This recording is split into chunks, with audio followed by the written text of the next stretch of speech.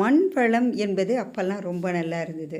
இப்போ கிராமப்புறத்துக்கு நம்ம வண்டியில் போகும்போது பார்த்தோம்னா, அது நம்ம சுற்றி வயற்காடுகள் இருக்கும். இது கம்மங்காடு அப்படின்னு சொல்லுவாங்க.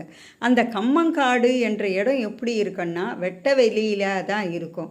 இந்த வெயில் நேரத்தில் பார்த்திங்கன்னா, அந்த மண்ணும் அங்கேயும் இங்கேயுமா செடிகள் புதர் போல காணப்படுறதும் நம்ம பார்க்கலாம்.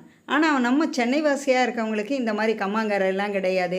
அதை ஒத்தையடி பாதை மாதிரி அவங்க போவாங்க வருவாங்க, அவ்வளோதான். அதை நமக்கு இந்த இடங்கள் எல்லாம் இருக்கிறதுனால கொரோனா நேரத்தில் இவங்களுக்கு எந்த நோயும் தாக்காது.